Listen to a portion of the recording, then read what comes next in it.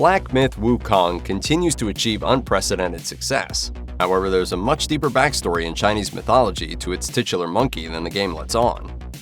In Black Myth Wukong, players take on the role of the Destined One, aka the Monkey King, after the events of the 1592 novel Journey to the West. The Destined One who doesn't even know what he's destined for? The novel is sometimes believed to be the first mention of Sun Wukong, but he might be an even older figure in Chinese mythology, appearing as his precursor, the Monkey Pilgrim, as far back as the Song Dynasty hundreds of years earlier.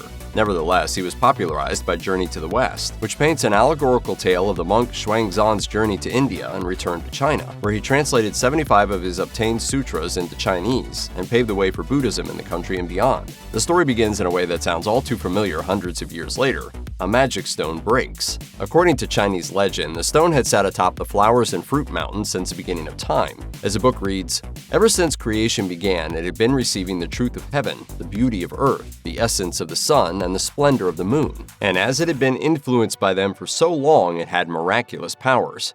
It developed a magic womb, which burst open one day to produce a stone egg about the size of a ball. Wind blew on the egg, and from it, the Monkey King was born. As Journey to the West continues, the Monkey King gets to know other monkeys on the Mountain of Flowers and Fruit and ends up establishing a home for them in the Water Curtain Cave. He eventually becomes their king, establishing a kingdom of rulers, officers, assistants, and in short, things start going a little too well for Sun Wukong. Awareness of mortality leads to a fear of death, which takes its toll on him. Breaking down in tears at a banquet, the Monkey King tells his followers, "The time will come when we are old and weak and the underworld is controlled by the King of Hell. When the time comes for us to die, we won't be able to go on living among the blessed, and our lives will have been in vain."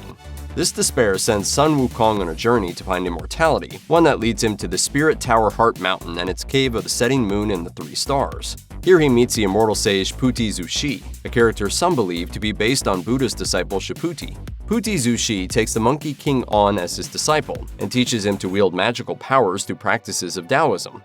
It is these powers, such as cloning himself by pulling his hair or transforming into other creatures, that you'll see him use in Black Myth Wukong. The next twist in the story of Journey to the West is one you've probably heard in modern tales and parables. As the Monkey King's power grows, so too does his arrogance. In pursuit of more strength, he petitions for a spot in heaven among the celestial bureaucracy, but the Jade Emperor tricks him into being the protector of the horses, a lowly position akin to that of a modern stable boy. Sun Wukong eventually discovers he's been duped and wages a war on heaven.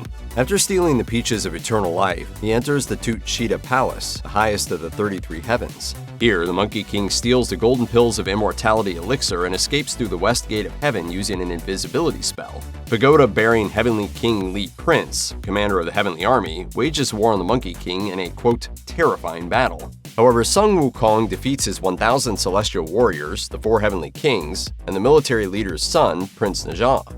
Sun Wukong's power is too great for heaven, so the celestial bureaucracy eventually petitions the Buddha, who captures and imprisons him in the Five Elements Mountain. I can't believe I'm destined to stay in the land of terrors forever!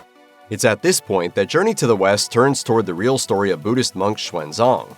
Imprisoned in the mountain, the Monkey King reflects on his actions and is eventually released on the condition he acts as a bodyguard for Buddhist monk Tan Zanzang, the character based on Xuanzang.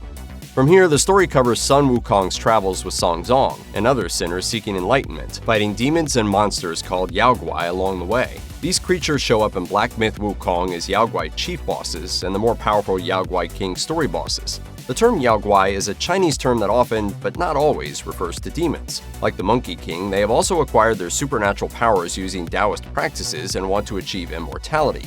Yaoguai kings, like their Black Myth counterparts, are known to lord over less powerful demons. In Journey to the West, Yaoguai seek to gain deity status by consuming the flesh of holy men. Xuanzang's 16-year journey to India and back was one of great importance. After he completed the 10,000-mile trek on foot and horseback and translated 75 Buddhist sutras into Chinese, the religion became more prevalent and understood not just in China, but around the world. For this reason, it's not surprising that Black Myth Wukong has gained so much attention, and it may end up carrying a legacy similar to Xuanzang himself by bringing Chinese mythology to more people and helping them to better understand it. As Haiqing Yu, a professor at Australia's RMIT University, told BBC, it's not just a Chinese game targeting the Chinese market or the Chinese-speaking world. Players all over the world are playing a game that has a Chinese cultural factor. All I ever wanted was a life in my mountain, free from you and your so-called merits. In a piece for Asia Times, author and lecturer Guri Wang suggested the game's success is rooted mostly in the relatability of its mythology's subject matter.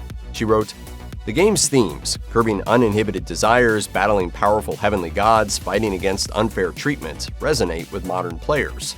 These themes address issues like economic inequality, environmental degradation, and exploitation by powerful industries, making the story more than just a game. It's a reflection of what society needs right now."